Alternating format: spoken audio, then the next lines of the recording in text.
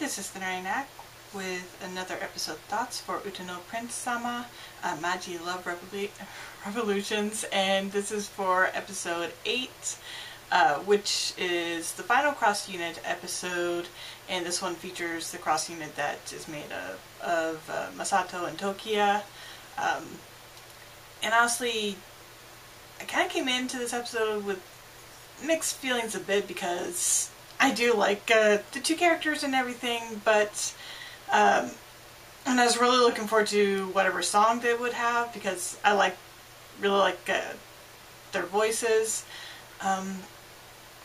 But the characters themselves, as is even brought up in the episode, and it's kind of like the main part of it, is the fact that they're kind of similar. And not only similar, but also more on the quiet and reserved side.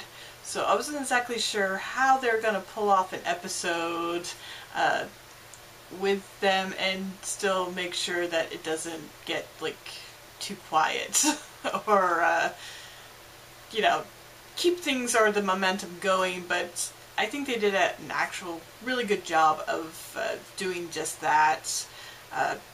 With the fact that, bringing up the fact that since they are so similar and they both seem to be very much on the same wavelength, it actually kind of makes it more difficult for them, as they are told that they're going to this big concert festival, and that they're going to be representing Starish, and of course they're going to have a new song for that. And they decide that, to make it, that more important, especially after seeing the success the other members of Starish have had with, their cross-unit songs, that they're going to go ahead and write the lyrics first, instead of waiting Haruka to come up with a song for it beforehand. And that's basically when they start running into issues, because even though they write lyrics, they're just not, they know it's not exactly what they're looking for. And as they try to brainstorm to try to kind of get over this hurdle, they keep on having troubles doing so. Of course, I do love the fact that, even though both characters are both pretty straight-laced and everything, we do get a little moment of silliness from them as Tokiya actually takes up Masato's advice, and they go to stand under a waterfall to try to clear their minds and get inspiration. So that was actually a really fun moment, and it just worked perfectly with these characters too, because they're just the type that would actually seriously do something like that. Unlike with the last cross-unit episode when Masato gives that advice to Ren, Ren goes ahead and just kind of ignores it. But yeah, Tokiya would definitely be the kind of person who thinks that if Masato seriously thinks this is something that will help, he will go ahead and do it. So that played out great. Of course, in the end, Haruka is able to kind of give them that, I guess, advice that helps them finally kind of push through this kind of wall that they've hit. And basically, by bringing up the fact that the rest of the members of Starish have been helping them out, kind of quietly in the background, and being moved by the group doing that for them, they kind of realize that, maybe the issue is the fact that nothing they've really done has been so much on their own. It's only with, interacting with everyone else that, they've been able to come that far. And of course, Haruka goes ahead and plays a melody that, has just popped into her head, and that's the perfect one for, Tokiya and Masato to finally get that inspiration that they need to, write the lyrics for their song.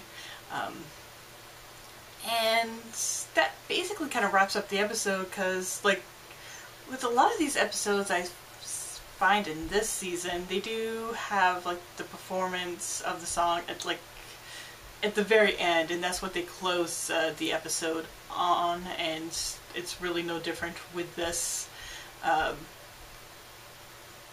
with this episode. But overall, I actually rather enjoyed it, and like I said, I was a bit kind of worried about how they'll pull off featuring both Tokiya and Masato, because like I said, they're both characters that, you know, usually don't draw a lot of attention to them, and usually kind of need one of the more like outspoken characters to kind of really play off. But I think they did very well with this episode, with these characters, and making it really work well in that regards. And I think that's about all I really have to say for the episode itself. Really excited about, you know, getting to the next episode to figure out, you know, what that one is going to be. Since usually episode 8 is the episode that in the past 2 seasons was the one that they kind of focus on the like story arc for the season, but of course with the whole cross unit, as well as the individual quartet night episodes, you know, we didn't have that episodes there for the 8th one. Instead we have this. So I'm kind of curious if we're going to go ahead and move that and let that be episode 9, or if they're going to actually finish up with the, you know, the Quartet Nights individual episodes and have Reiji's instead for 9. I don't know, I could probably look it up, but I kind of want to like go in surprised instead.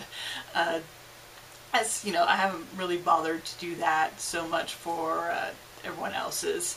But I have a feeling it's probably going to be Reiji's, considering the fact that, you know, his character single comes out, you know, that weekend, so it would match up very well. So I kind of hope so, just because I would like to get a little bit more focus on Reiji, even though, you know, out of all of Quartet Night, he's probably the one we know the most of, just because he is a bit more I guess open and oh, there's a word that totally skipped my mind, but you know, he kind of puts himself out there a lot more, just naturally with his personality. So I like to see if, you know, we get to see something, you know, maybe deeper, and just kind of get to know him, because even though we've seen him a lot, and we definitely hear him a lot since he's the most talkative member of Quartet Night, I have a feeling, I just kind of feel like there's still quite a bit we don't know about him, so I'm really hoping that, you know, that changes quite a bit with the next episode, if it is indeed his episode, which I have a feeling it is.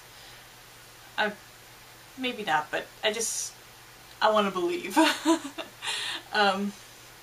And then, of course, that would probably leave the rest of the season for focusing in on, you know, how in the world they're going to work out who gets to perform at that Triple S event. So, kind of curious to how that's going to all play out. I guess with that said, though, I'll go ahead and wrap up here. Thank you for watching. I hope you subscribe to my channel, leave a like or comment. Until next time. Bye!